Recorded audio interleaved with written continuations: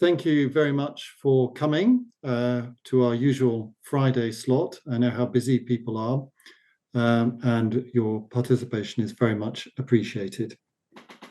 So, our Thinking Strategically seminar is, as everyone knows, intended as a means for us to reflect on the pressures affecting our sector and how we can collaborate to address these.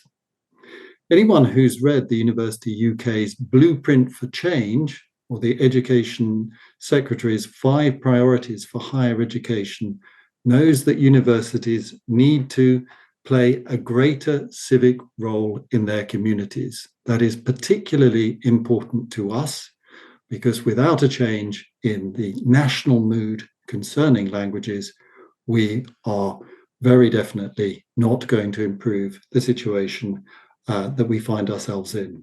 People should and are interested in languages, and we need really to involve ourselves in the communities with which we work. This is an area, of course, in which our subject area is very active, but we can certainly share ideas and practice. So in this seminar, Sofia Martinho and Bettina Hermoso-Gómez will be talking about how regional and national stakeholders can be brought together to promote the importance of language learning. The talk will draw on the experiences of organising the Leeds Language Week. So it's my great pleasure to introduce Sofia and Bettina. Sofia is Associate Professor of Portuguese at the University of Leeds, where she is currently Director of Spanish, Portuguese and Latin American Studies. Her scholarship focuses in the areas of language pedagogy and digital approaches to language learning and teaching, with a particular focus on developing fluency in language learning and internationalization through collaborative online international learning projects. She has been pivotal in creating the Language Scholar, an innovative international journal dedicated to SOLT in language education, which helps initiate and develop a culture of scholarship in her school, inspiring colleagues to start their own scholarly journey in language education. She's also the co-founder and president of TROPO UK, Association of Researchers and Teachers of Portuguese Language, the leading platform sharing best practice and discussing SOLT in Portuguese language education. Bettina is a lecturer in Spanish at the University of Leeds, as well as director of Routes into Languages in Yorkshire and Humberside, as well as educational engagement lead for the School of Languages, Cultures and Societies. She has published several textbooks and supporting materials for teaching Spanish, French and German in primary and secondary education in the UK. She is the co-founder of the journal The Language Scholar and member of the Centre for Excellence in Language Teaching. So, as we do in these seminars, Bettina and Sofia will talk for 35-40 minutes, leaving us plenty of time for questions, and we will, of course, finish rigorously at 13:15. So, the floor is yours. Thank you very much. Thank you for having us today. It's a pleasure to be able to discuss with colleagues ideas to promote languages in the UK. I'm just going to share my screen. I think we might use our notes for the sake of timekeeping. So this presentation offers reflection on how languages can be promoted through civic engagement, drawing on our recent work at University of Leeds. We'll begin by situating, let me check the PowerPoint. Okay, here we are. We will begin by situating our work within the broader national and regional language landscape, very briefly, before outlining the university's civic mission. So we will use Leeds Language Week as a case study. We will explore its aims, activities, and collaborative model, highlighting both the challenges and the successes we have encountered.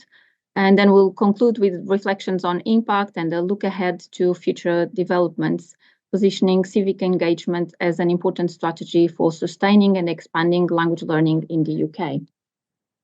When we have a quick look at the urban landscape of any major town or city, it would present a picture where there is a wide range of languages that can be found within our community. And currently, there are quite a few projects that are looking at the linguistic landscape of some of the major towns and cities in England.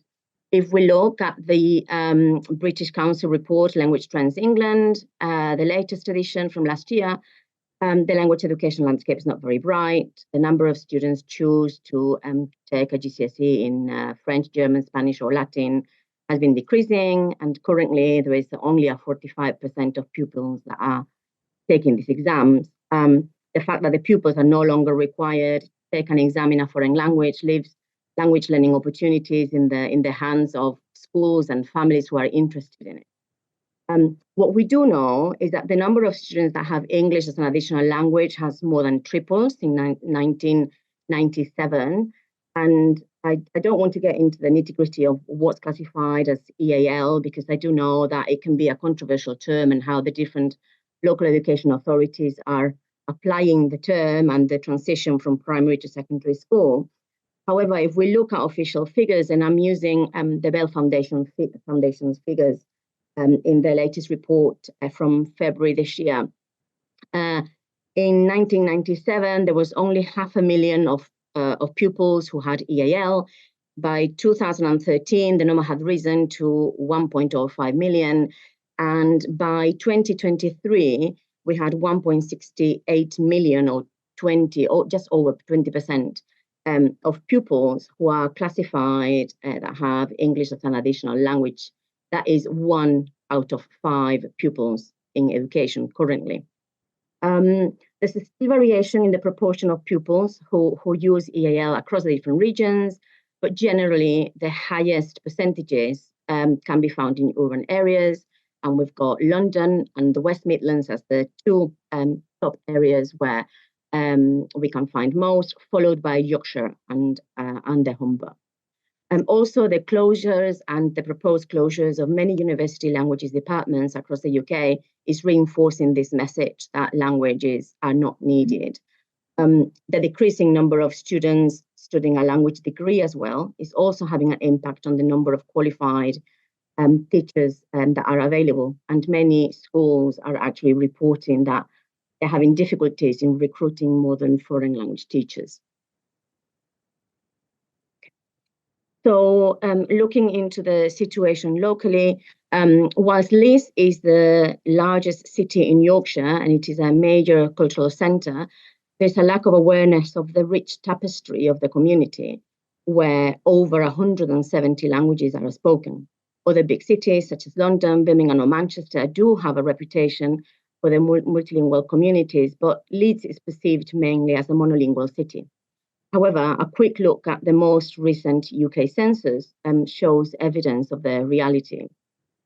When we look at the ethnic origins and the languages spoken, it is quite clear that within West Yorkshire, the population, 23% of the population in West Yorkshire identifies as being from an ethnic minority, which compares with the 19%, which is the average in England. The top 3 ethnic minority groups in West Yorkshire are Pakistani, British Pakistani, Indian or British Indian, or Polish. 91.3% of West Yorkshire residents identify English as the main language, higher than the English average. However, because of the nomenclature that is used within the census and how the question is phrased about which is your main language, this means that it's possible that it's not representative of the breakdown of the languages used within the community. Within the region, Urdu, Punjabi, and Polish as the most widely spoken non-UK languages, followed by Arabic and Romanian. So this reflects the same figures as in England. Now, from an educational perspective, the newly established National Consortium for Language Education that intends to improve learning opportunities and increase the uptake of languages at GCSE level by establishing a program of languages hubs in regional centers that will help schools improve language education. There's no allocated language hub within the Yorkshire and Humberside area.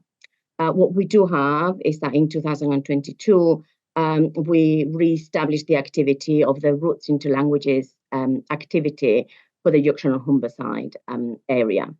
As well, Leeds, as many other cities, boasts a wide range of supplementary schools that are usually run over the weekend by volunteers that allow young people to study their heritage language.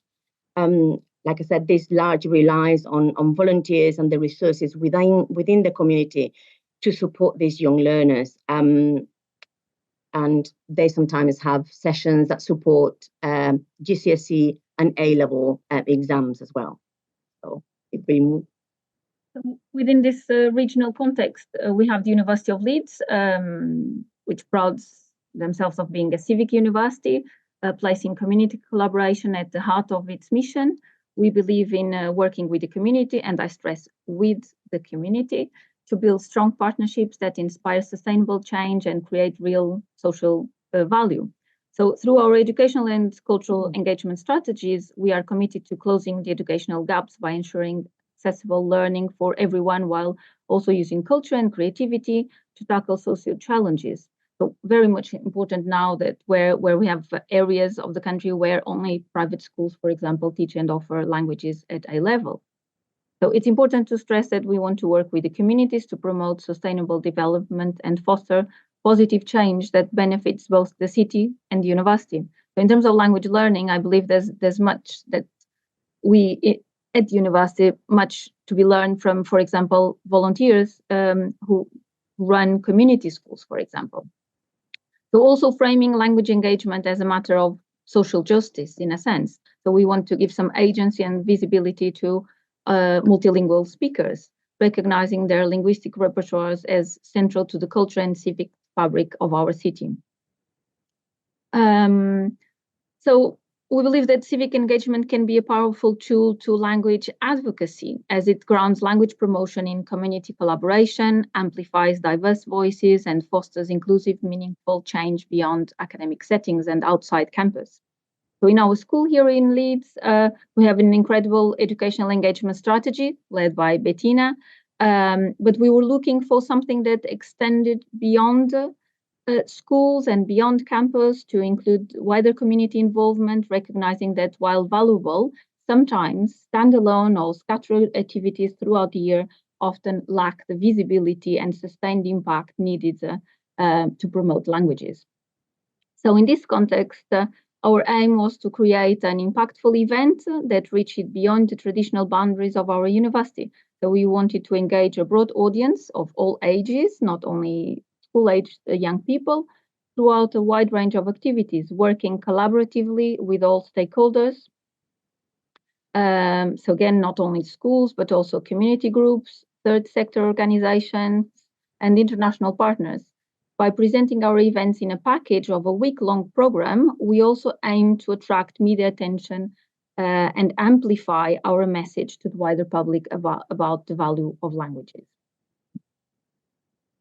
So like I mentioned before, so in 2022, we relaunched Roots into Languages Hub for Yorkshire and Humberside. And whilst we were thinking about how to put together this new program that went alongside the educational engagement activities that Sofia was mentioning before, Leeds 2023 got in touch talking about the events that we're putting together for the year-long activities. I don't know whether you may be aware of not, but the Leeds City Council had decided to bid to become European Capital of Culture in 2023. However, as a consequence of the results of the referendum, the UK bidding for cities was cancelled. However, Leeds City Council decided to go ahead anyways and host an independent Europe of Culture. and the Leeds Culture Trust was created to organise the year-long event. So they approached me early in 2023 to be part of a steering group, together with other institutions, national and locally, that would come together to deliver what they called a language week. The original idea was reaching out to secondary school students mainly. If you would like to have a look at the website, there is a legacy website for Leeds 2023. However, there's only about 2 or 3 sentences that would describe the event, and there's no summary of the activities. Unfortunately, the way that the website was designed, it meant that as the events and activities took place, they did disappear, which is quite a shame because we cannot look back at everything that took place at that time. However, there was no funding or support attached, so we would be self-coordinating whichever activity and self-funding whichever activity that we delivered. The University of Leeds delivered and coordinated several activities during that week. In terms of impact, even with the limited scope, we were very happy with the engagement of the activities that we had delivered. And because prior to this, we had been discussing putting a similar program together, we kind of took this as a little bit of a pilot. And then we decided to make an annual event that would be directly led by the University of Leeds. Oh, and this is how Leeds Language Week 2024 came about. So when the University of Leeds and Bettina and I took over formally and fully the organization of the event, so we thought about conceiving it as a celebration of the city's rich linguistic and cultural diversity, with the dual aim of promoting language learning, but also fostering inclusive civic pride. So the event brought together local, national, and international partners to connect communities and create spaces where all languages spoken in the region could be seen, heard, and valued. So we wanted to give visibility to the full spectrum of languages present in Leeds, to somehow empower communities by recognizing and celebrating their linguistic skills as valuable assets, not only for them, but for us and everyone as a community. So, and obviously to promote languages and cultures as a vibrant, relevant field of study at higher education level. So obviously this initiative would not have been possible without the generosity of our partners. So we have teamed up with Leeds City Council, charities such as Success for All, community schools, the third sector, and international institutes such as the Cervantes and the Camões Institute. So big thank you to all our partners, and in particular to our colleagues in the School of Language, Cultures and Societies who delivered so many of our activities. So we have decided to present the activities by the age group that they were aimed at, so that you can have a clear idea of how they were delivered. When we made activities for under 5-year-olds, school-age young people, that means primary, secondary, university students and staff. So most of those took place on campus, and for the general public. When we mention general public, we include parents and carers, for example, but also teachers who had available CPD sessions, and also other people who had just a general interest in culture. So for libraries, we felt that because languages is not compulsory in England, students don't start learning languages until much later on. We felt that it was really important to aim activities at under 5s, so that they had that first contact quite early on. For these, we partnered with Leeds Libraries, who have a scheduled weekly session for children under the age of 5, with the aim to promote reading and literacy just in general. So parents, children and carers from within the community are welcome to attend these sessions, where babies and toddlers are catered for. The sessions are delivered by, traditionally, they are delivered by the trained librarians who have designed baby-friendly areas where you've got carpets and cushions for babies and the toddlers so that they can move around. There's also a box with musical instruments that the children are encouraged to use when they do songs in between the reading of different books.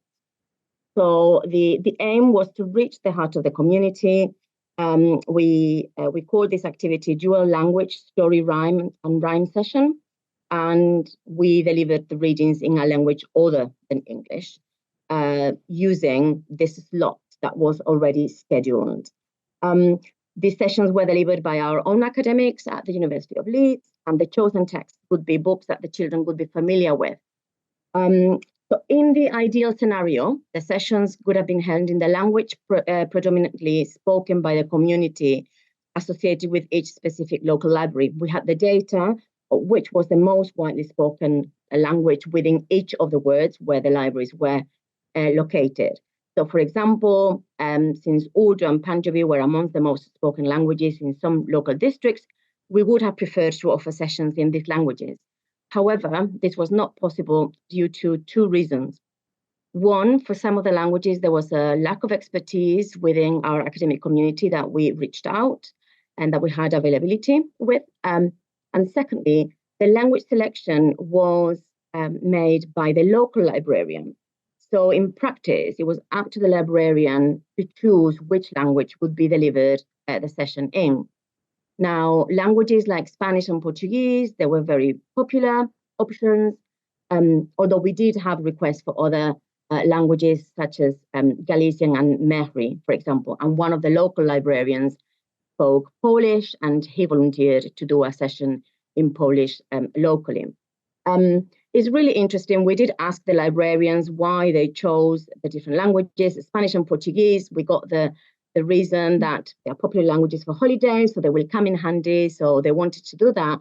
But it was interesting, for example, in the case of Mehri, which is a dialect of Yemen, it was very interesting that the librarian had explained quite a personal choice, because herself, she spoke Urdu and her partner spoke Punjabi, but they made the choice of not using any of those languages while bringing up their child. And they regretted the decision of only using English within the household. So when she chose a language, she didn't want to go for a popular one like Spanish or Portuguese. And that's why she chose that one. And I thought it was really interesting and important for us to have that conversations with them to understand the reasoning behind that. So for the sessions, we used books that were very well known in the British context. So we used the Gruffalo by Gina Donaldson and Axel Scheffler. We're going on a bear hunt, The Color Monster by Anna Yenas, and The Very Hungry Caterpillar by Eric Carle. And we were trying to reduce the cognitive load that the under fives would have when accessing this text. And you've got a picture in there of what the section kind of looked like in one of the. Then this school-aged young people, I think universities have a lot of experience in delivering this type of activities. So I'll just mention that in our case, so over 400 school-aged young people had the opportunity to have a language taste session that offering students the opportunity to experience languages, many of which are not commonly available in the school curriculum. We also had a series of interactive presentations highlighting the richness and diversity of 4 African languages, for example. And we also launched the poetry competition, Mother Tongue, Other Tongue, we had submissions in 12 languages, so including Arabic, and Hungarian, Polish, Portuguese, Spanish, and Welsh, which then also resulted in an exhibition here on campus. Then for university. So on campus, we had quite a few activities, and whilst they were mainly aimed at students and staff, there were other members of the public that actually came in, because just looking at the literature treasure hunt, I'm thinking, I can remember that the foreign language assistance group that meet regularly, and that is the foreign language assistance for Yorkshire and Humber, they meet regularly on campus, and I do remember them doing the literary treasure hunt, where they had to find titles of books translated with different covers depending on how they had been reproduced in different countries, etc. We did have language tasters that they could attend. We had a Global Cafe and a British Sign Language Cafe. We had other creative activities like a Wonder Words tree, where they could share their favorite word in a different language or in their own language and explain the meaning of the word or why it was special to them. We had several exhibitions. We had, like Sofia had mentioned before, the Mother Tongue poetry exhibition, and we had a residence abroad photo competition. But we also had other activities, other activities that were aimed at supporting students on how to speak in public, for example, how to be confident speaking in another language. So, as we mentioned before, one of our aims with Leeds Language Week was to engage a wide range of audiences. So we offered a diverse program of activities aimed at engaging the general public, showcasing the value of languages. So we had public talks highlighting the area studies side of our language and culture degrees. So there's still this idea that studying language degrees is about learning the language only sometimes. So for us, it was important to have talks about history, music. So in this case, you can see one of the posters. It was a talk about popular music in the transition in Spain. So we also teamed up with the Leeds International Film Festival, where there were over 100 films screening in languages other than English. We had language taster sessions and level tests provided, which provided accessible opportunities for adults to explore new languages or reconnect with previous learning. We also had CPD opportunities for language teachers. Community engagement was further supported through open house events at local community language schools, such as the Leeds Chinese Community School, for example, which offered insight into the work of grassroots education providers and gave the general public the possibility of in this specific case, trying out Mandarin. So these events collectively, we believe, have reinforced the message that languages are really for everyone and that are relevant across professional and cultural contexts, and also that can be very fun. So there were, of course, quite a few challenges. It was important for us to secure sustainable funding. We were incredibly lucky that Professor Emma Cayley, who is our head of school, was incredibly supportive of our activities. Now, something I mentioned before, ensuring representative inclusion of the linguistic diversity of Leeds, and making sure that we can reach out effectively. We had a bit of a problem with some languages because of the lack of expertise that we had. It's difficult to navigate different working practices across different partner organizations. We all work in different ways and at different paces. It was challenging to coordinate the availability and the contributions across multiple stakeholders and make sure that we were all on the same page.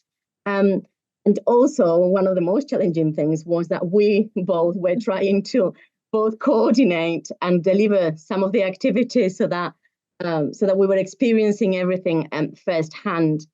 We also had a few administrative challenges, things like addressing data protection requirements, mailing list management, and developing effective branding, like developing the logo, the website, and the limitations of working within the university structure, because we wanted to make sure that there was a legacy of the work that we were doing. In terms of successes and impact, there were moments of success that were very obvious. We have, when we look at the figures, we had over 1,000 people that engaged with the Leeds Language Week. We had so many young people that had a language taster in a new language. The requests for language tasters completely surpassed our expectations. We had to have some delivered outside of the scheduled time, and actually they trickled through the academic year because there were so many requests that we could not fulfill originally. It also generated locally media attention about the importance of learning languages with an interview for BBC Radio Leeds, also an article for the ALL magazine, an interest from Radio TV Lusa. Geographically, we received requests from areas further away than we expected as well. For one of the library sessions, for example, I went to Wetherby, which is over 20 miles away from Leeds. But we also had the unexpected. So we have had inquiries from partners and institutions eager to participate in the 2025 edition. Some people already were contacting us during the week because they had not found out earlier in time. And we have also been contacted by institutions where we were not aware that there was an interest for this kind of activities. And for example, next month, we are giving a talk to the Civic Bilingual Network for the Department of Business and Trade. So we are already planning for Leeds Language Week 2025. I think building on the success of the Leeds Language Week 2024, we decided to go ahead with another edition. So this time with a strategic focus on deepening and broadening our impact across the city and beyond. As Bettina said, although we might still call it Leeds Language Week, we believe this is now a regional event, given the interest that was shown last year.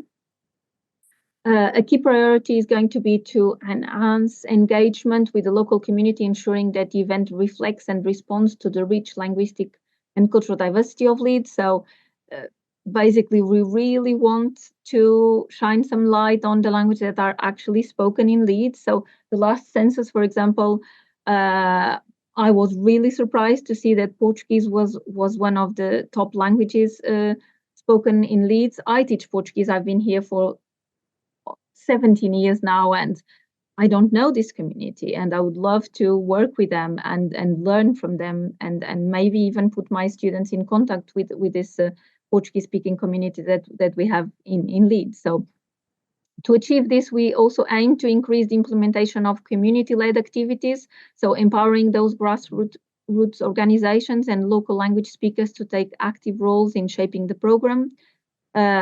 We really believe that this approach not only fosters great inclusivity, obviously, but also strengthens the link between academic initiatives and lived community experiences. So the 2025 edition, hopefully, we want to expand the range of languages represented, moving beyond those traditionally taught in higher education to include what are the commonly, let's say, commonly called heritage and less commonly taught languages. So this expansion, we feel, is also crucial in order to really reflect the full spectrum of the multilingual reality of our region. And for us, this is really important. So we are prioritizing the development of new partnerships to establish a framework for regular sustainable events. For example, such as the activity, the dual language story time at the library. Some of the librarians told us that they would like this to become a regular activity, so not only during Leeds Language Week. So our ambition is really to cultivate a truly regional approach and reach positioning Leeds Language Week as a flagship occasion that resonates throughout Yorkshire, and promoting languages and linguistic diversity as a shared regional asset. So if you are listening and you would like to collaborate with Leeds Language Week 2025, please do get in touch.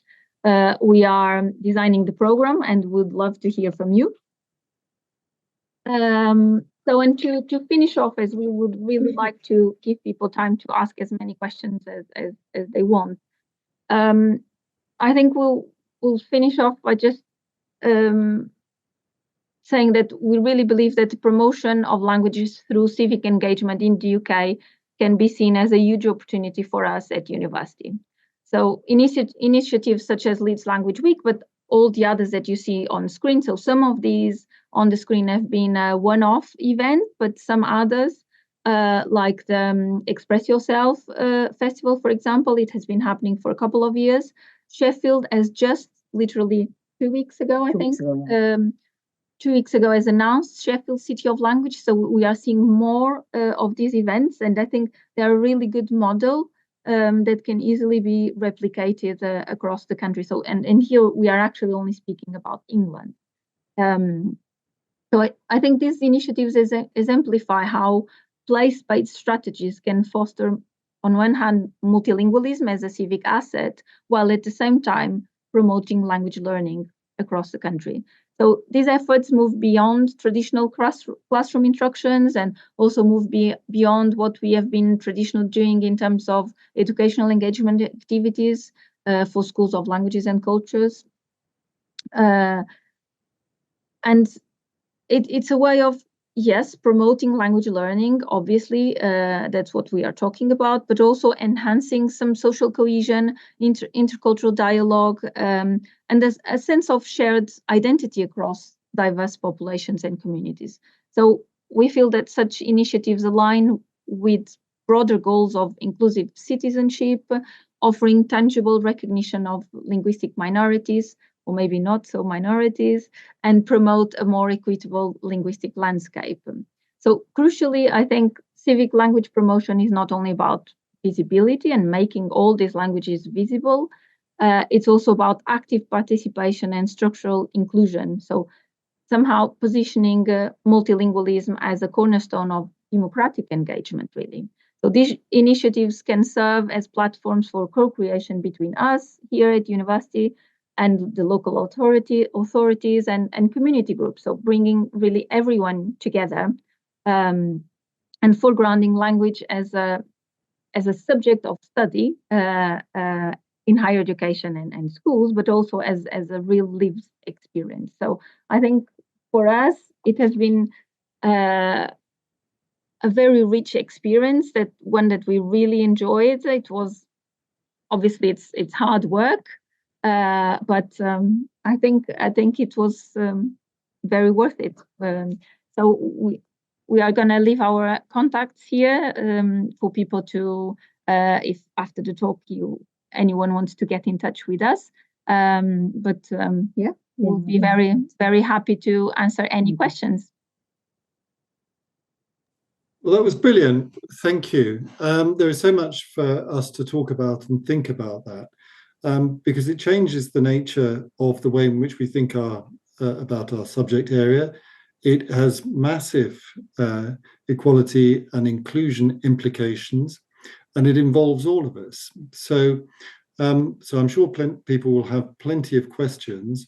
One of my first question is, can we think about a fully national connected network in which everyone sees it as their business to do this kind of work, and that has greater impact on public discourse around languages? So that's one question. Another question is the relation between the cultural, societal elements of our degree subject and language learning. We all know that they're closely integrated, but should be, but they aren't always. And this does strike me as something that we need to think about in events of this kind. Mm-hmm. Shall I answer? So in terms of the first question, I think it would be lovely. It would be really great to have something. Let's think about World Book Day, for example, something similar but for languages.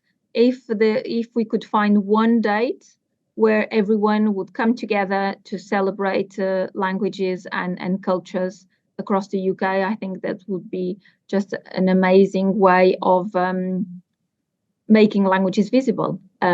So I think, in a way, it's what we have done with this 1 week package. I think it's much easier to promote it and make it visible, because it's a 1-week program rather than say we have this activity here, this activity there. So and with World Book Day, it works really in a fantastic way because everyone comes together to celebrate it. So if we could have a National Day of Languages, we know that schools, for example, some schools celebrate European Languages Day, but I think in the UK we need something that is broader than that. And I think that would be an excuse for everyone to come together and and celebrate it as a special date. In terms of the area studies, so for us, the culture side of our degrees, for us it was very important because we still feel that some people are not really aware of it, what it means to study a language and culture degrees. So when I had the interview with the Radio TV loser, for example, it was very interesting that the host, the journalist, she literally said, "Oh, I didn't know that studying Portuguese at university meant to also study history, culture, film, etc." So I thought that interview was really a great opportunity for us to talk about what it means to study languages at university. So I think we need more activities that are not only language tasters only and go beyond that. You know, Bettina, to add anything? Yeah, well, I also think that, there's been quite a few institutions around, just going back to the first question, a bit like roots into languages, that we're trying to create a cohesive way to approach that. And I think that it's really important that we coordinate a very clear front presenting the community the value that we already have. I think you were mentioning the European Day of Languages, and I do wonder whether there's lots of parts of our community that, because it's labelled as European Day of Languages, they don't feel identified and they don't see the value in the same way just because it's labelled like that. Thank you very much for that. I should just remind people that if we are recording, it's a very useful point of reference. It's fundamentally important that it is recorded. If you don't want to be recorded asking a question, do just put a question in the chat. Marcella. Yes, thank you, Charles, and thank you very much. Congratulations, because I've worked in outreach for many years and working with the council here as well, and I have an idea of how difficult it is to coordinate all the activities and to work with so many different groups of people. So first of all, congratulations and thanks for telling us about this. I liked what you said at the beginning. One of your motivations was to close the educational gap in the city, and I think that's what we would all like to achieve. But I was the Roots into Languages lead in Durham, and when the project finished, one of the criticisms we got was that we hadn't collected enough data to show that our programs, our projects had been successful. And in terms of closing this educational gap and to attract funding, to also cement the results that you got, have you found a way to assess either qualitatively or quantitatively how successful what you've done has been? So maybe Bettina is better positioned to answer this question as educational engagement lead for our school. I think she has good data. So we did have evaluation forms. We did have informal interviews, both with those that we were coordinating. So, for example, the librarians at the Leeds Libraries, but also with people who attended the sessions. So we would have that data as well. So I don't know whether do you want me to give you some figures exactly? No, I believe what you're saying. No. I'm not testing you. What I'm saying is it would be great if you could do something else with the information that you've got, like, publishing what this has been about, but also the results that it has caused, right? Yeah. and just to show that and also because this would show others who might want to do something similar, the parameters for it to be successful in the future. Yeah. So that's why. So we did the that's why we did the evaluations to be able to gather exact figures, like you were mentioning before, when you were part of Roots into Languages. Evidence is what's required of us, so that we can access funding, for example. It was really important that we had access to that.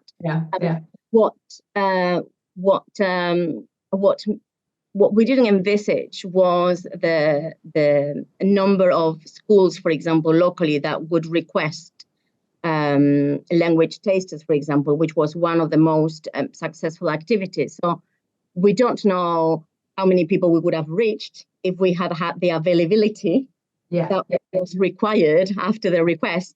But it really surpassed our interest. And what was really interesting as well was that in the informal interviews, in the different activities, so for example, libraries, they were really interested to do these kind of activities, and parents and carers, they all approached us. And I remember one specific place where after the session finished, I spent over an hour talking to different parents who were approaching me, asking me about where their children could learn different languages, or I really want them to be able to, but there's no information, there's no access. So it really brought back to us the fact that there is a huge interest out there, but people find it quite hard to access this information and how to get involved and how to reach it. Yeah.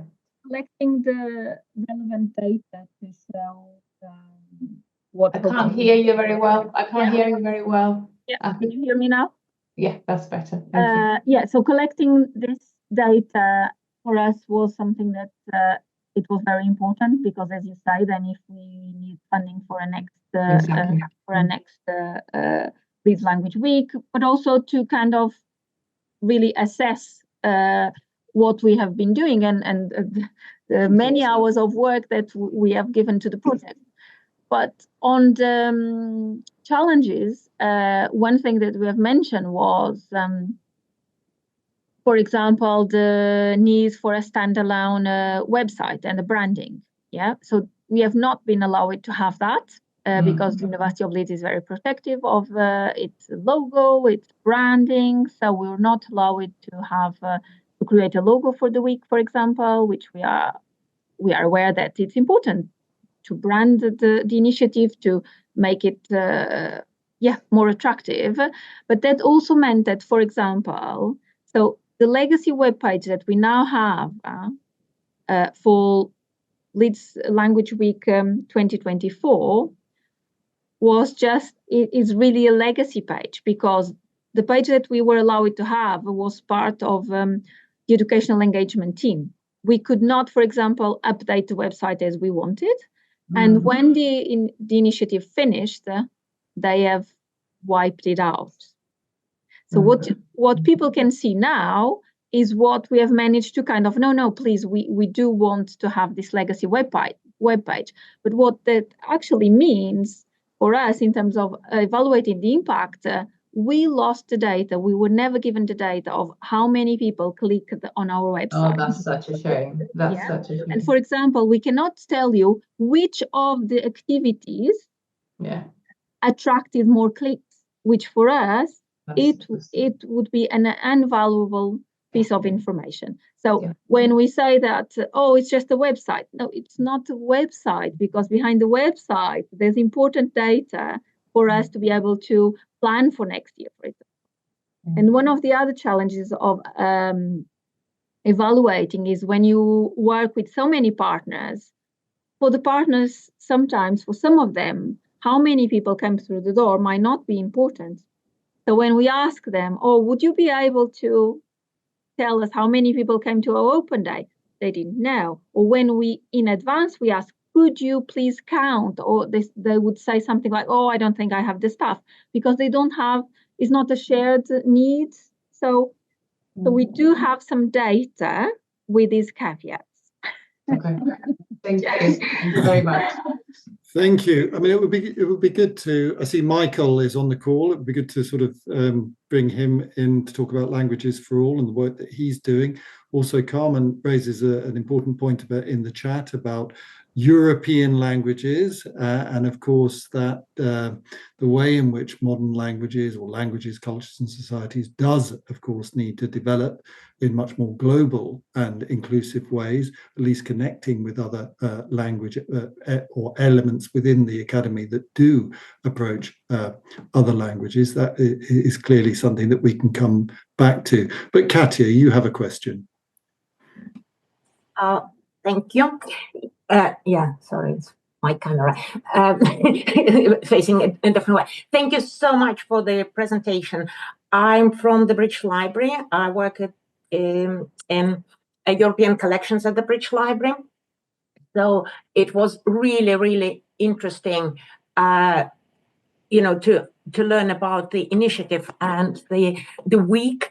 And it was really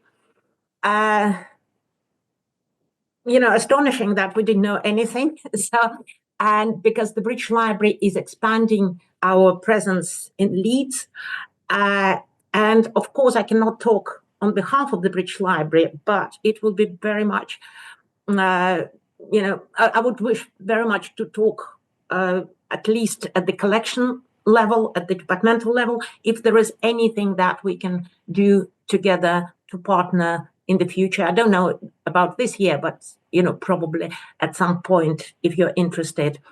And also I would just like to say that with the website, maybe you've considered this, but you can notify our web team and ask them to archive all the information you want to archive. So I don't know exactly how much of the kind of backup information you would be able to archive, but it is possible at least to, if this is of interest as well. Thank you so much. So yeah, it would be great to be in touch with you. Yes, so about the website, yes, in some occasions you can archive, and that's how we actually managed to gather some more information back. But because the information is on a university server, we have to follow our regulations. So something that we had discussed previously was that, for example, clicks were very important, and we wanted to have that data when the week finished. And well, the availability is just not there. It's not something that the University of Leeds just picks on the settings. So unfortunately, we are constrained by these things because we can't just have our own section and we manage that. It has to be what the university does as a corporate element. But yeah, we are looking into how to reduce these caveats for the next one. And yeah, let's have a chat about how we can collaborate. One of the ideas that we had for 2025 was to make use of our special collections here at Leeds as well. So as part of the activities related to the cultural sides of our degrees, we thought about I thought about the idea of doing some activities for the general public based on our special collections as well. So let's have a chat about that. Yeah. Thank you. Thank you. Thank you for that. Yeah, I wonder, Michael, if I could call upon you to share your thoughts from what you've heard. Yeah, I'm really happy to listen and learn. Really, I'll briefly introduce kind of what I do, and I know we already have some friends on this call, but then maybe kind of share some reflections on what I've heard as well. So I'm a former teacher and a head of sixth form in state schools in London, who was frustrated by the fact that language learning is in crisis in state education in particular, and a lot of the same things that everyone on this call is aware of, and felt like there must be some solution. And we, together with the Reach Foundation, Royal Holloway University, and a group of schools in West London, have founded the first Languages for All hub. And so we call it Languages for All because we had to quickly think up a name that made sense. It turns out there are other organizations called Languages for All, but so we're a charity, a charitable non-profit, which exists to help groups of schools come up with a shared solution for offering languages.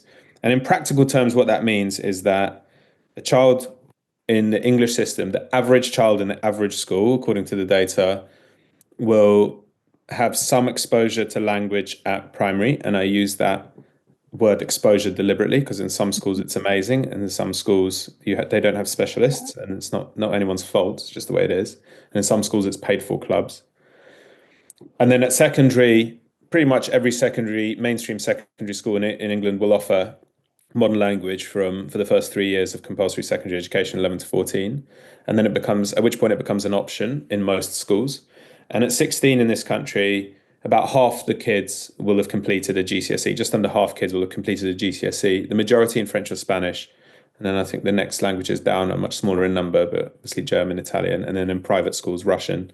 And I'm not counting sort of Latin in that. And what really happens in a lot of state schools is the language learning offer and journey stops at 16. And then there's this gap of 2 years. And then at university level, universities have done so much to innovate, to make languages accessible. You can do every language ab initio. You can do them joint in any number of combinations. There's things like liberal arts degrees where languages can basically take up from 10 to 50% of the modules. The cultural modules is like the blessing and the curse. I think Charles and I spoke about this, of the interdisciplinarity of languages, which like universities have really embraced. So as a country, if we want to produce the best linguists, we find that we've kind of not helping ourselves because the A level, there's that gap from 16 to 18. So our program does two things. We pick students up in their GCSEs at 15, 16, and we take them on a trip to their local university where they hear about the benefits of doing the A level. And then at A level, for the schools that can't afford to run their own class, usually because numbers are small, we organise for them to study it after school together. And it becomes affordable for the schools to offer that, and the university supports from its outreach budget. Anyway, that's slightly waffly, but maybe hopefully clear. And actually, we did a roundtable in March where Charles keynoted actually, and a few other people attended. And we're about to publish, slightly delayed, but we're about to publish our reflections from that. So hopefully going into the new academic year, it adds some interesting thoughts to the conversation. But in what you've heard, there were two things that really resonated with me. And I'm wearing the hat of someone who's talking to school teachers a lot. And the first was this language of civic duty that you felt at the university placed you well to organise this event, which in effect is for the community.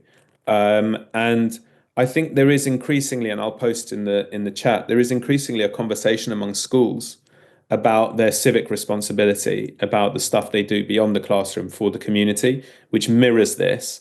I know the UPP Foundation has talked about universities as civic institutions and anchor institutions in their communities.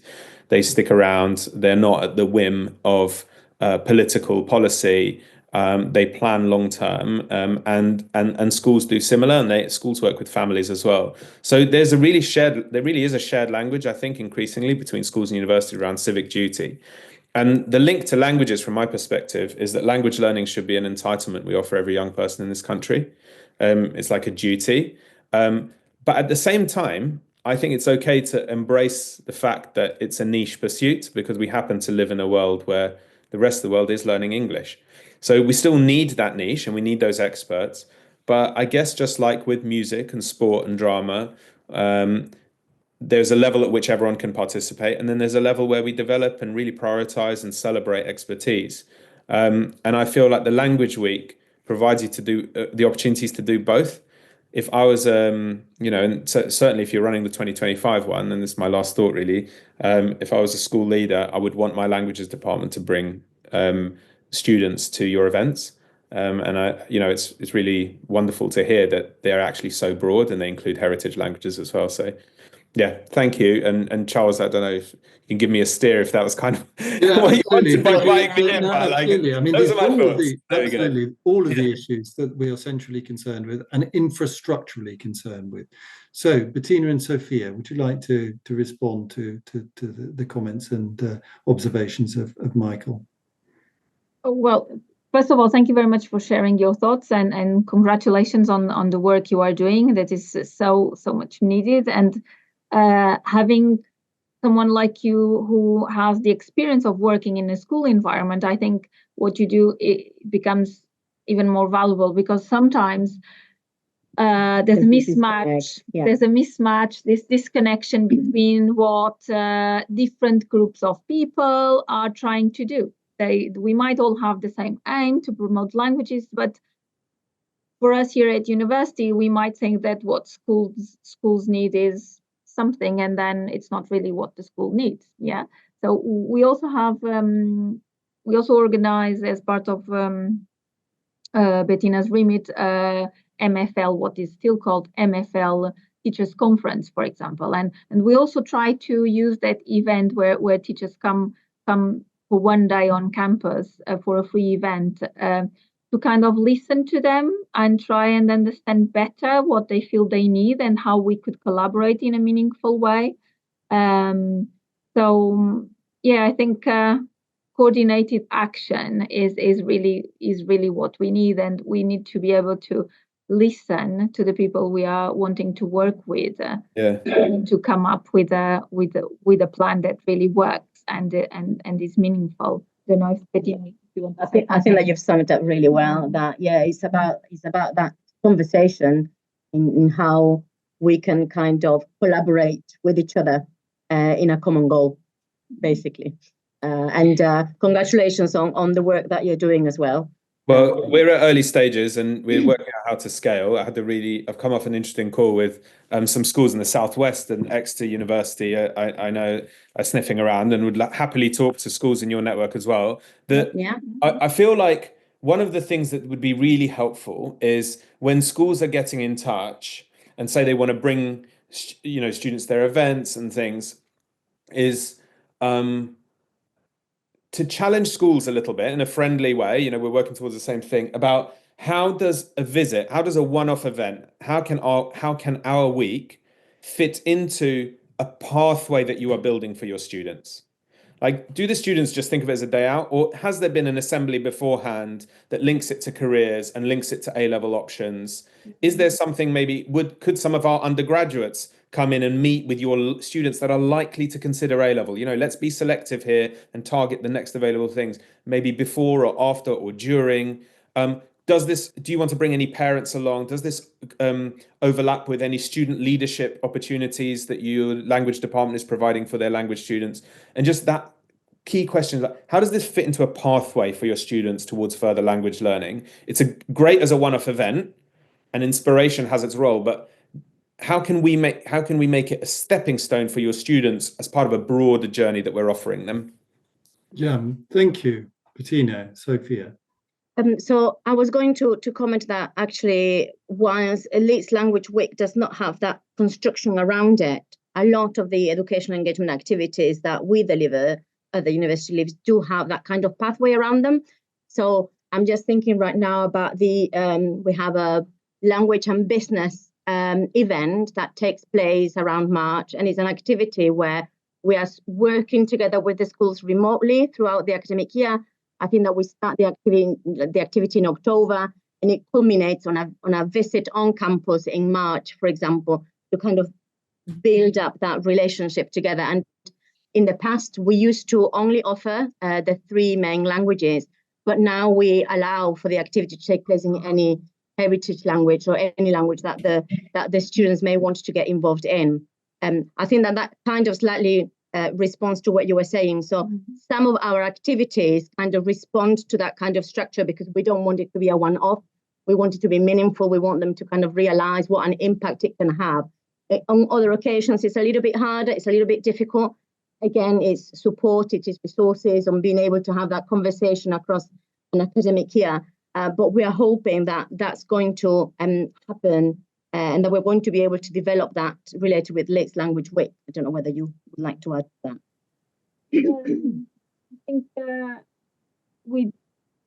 I I think it's fair to say that we didn't realize to start with how successful the event could be. So it's now that we are starting to think to place it, as you say, as part of a strategy. So initially this was a strategy in itself. Let's package it as a week-long of free events to draw some attention to language learning. Yeah. And now we are having the opportunity also to place this one program of events within the other activities that we do at University of Leeds, and with roots into languages and educational engagement, to promote languages in a coordinated way. Something that came out of the week also was that, as Bettina mentioned at some point, we have, so this attention generated then further contacts that we are finding that can be very productive. So, for example, at some point, so I delivered a talk online for parents, carers, and teachers of multilingual young people about how to maintain the heritage language at home. So with little strategies about how to maintain those other languages going at home, and how schools can encourage those students to, for example, take a GCSE in those languages. And then on the back of that, I got contacted by a language school saying, well, we have so many speakers of other languages. We would love you to come and do a talk for the parents and basically tell them how important those languages are, because for some families, they are so worried that their kids will not speak good English that they are stopping using those languages at home. So I think good things are kind of starting to happen on the back of the week. Yeah. Thank you. Ramona. Hi, hello everyone. So I just want to introduce myself and tell you a little bit about what I've done recently, because I'm under the impression that there's a lot being done, but in silos, or we don't know, what's happening where. So I teach Romanian at UCL in a department where we cover 9 languages from Eastern Europe as degrees, and another 9 as short courses. So we are the kind of hub for Eastern Europe, if you want, used as a broad term, because we also cover Southeast and the Baltic area and Russia and so on. And I do 2 things apart from my teaching, which is running a seminar series called ProLang, where I highlight the languages offered at my department in UCL, which is called SEAS, School of Slavonic and East European Studies. And the other thing that I do is a lot of outreach work with schools in London, with heritage speakers. So far, we've covered Albanian, Romanian, Bulgarian, and Ukrainian, but we also had guest languages, Spanish, Latin American Spanish and Brazilian Portuguese, because they also need support in many ways, and also as heritage speakers. So we also recently ran a symposium, and I'm sorry if people in this call were not reached by me. I tried my best, but as I said, I feel that, we need a more central kind of hub where we find out about each other, which was about heritage speakers and presenting our project, our outreach project, and raising aspirations. And that, doesn't cover just the languages we covered, but it kind of reaches out and aims at a much wider range of heritage speakers in secondary schools, by the way. One of our aims is to convince little by little the awarding bodies to introduce new GCSEs in languages, particularly, for instance, from our area, they could start with Romanian, just because there's 1.5 million Romanians living in the UK. So it's the 4th biggest community. So it should be represented through a GCSE. So yeah, I just wanted to kind of make myself, known by you. And yeah, I'll get in touch with everyone. I mean, with Charles, we know each other very well and often collaborate. Thank you very much for that, Ramona. Sofia, Bettina. I'm sorry. Thank you, Ramona, for introducing yourself. I don't know that you may remember. I did actually attend your symposium, but it was I was actually commenting to Sofia, who was coming as well, that it was incredibly successful and so well attended.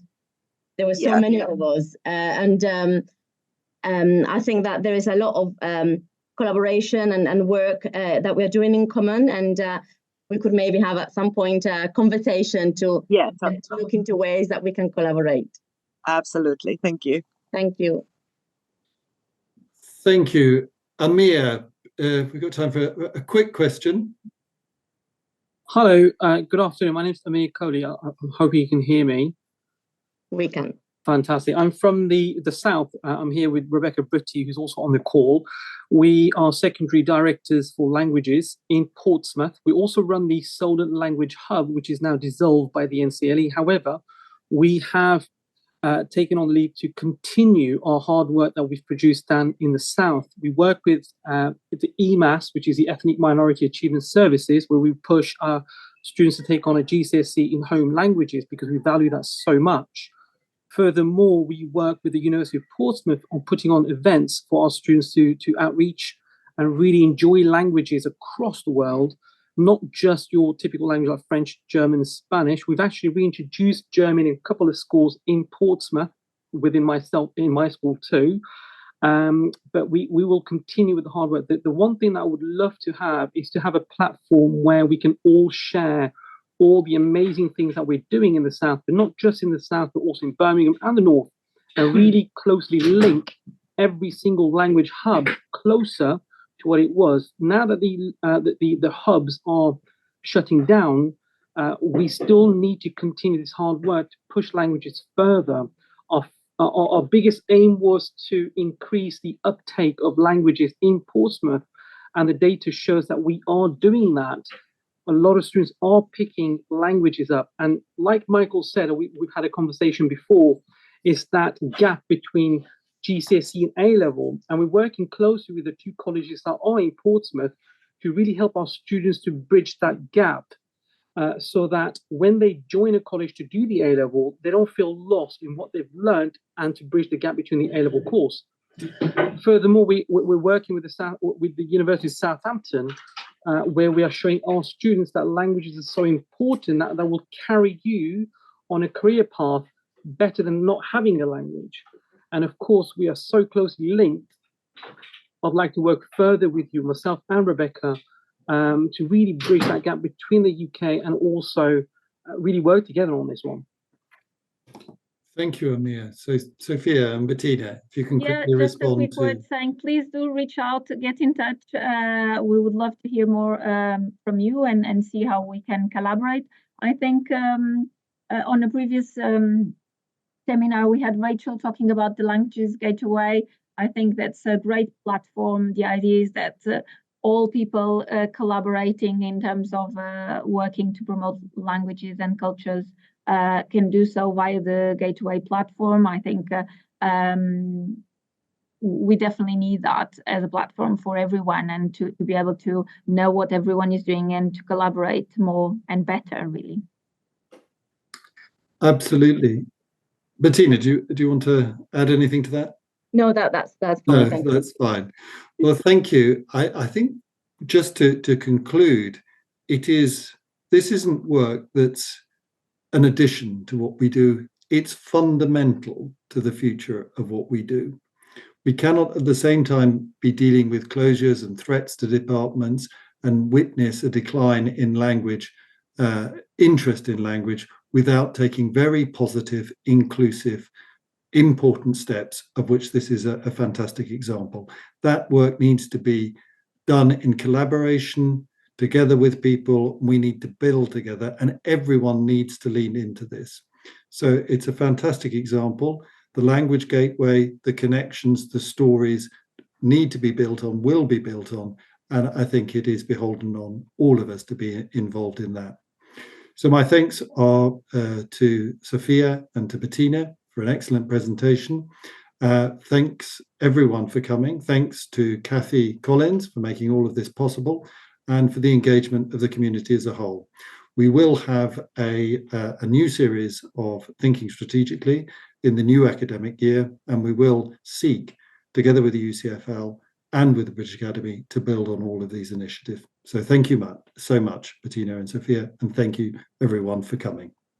Thank you very much for having us. Thank you.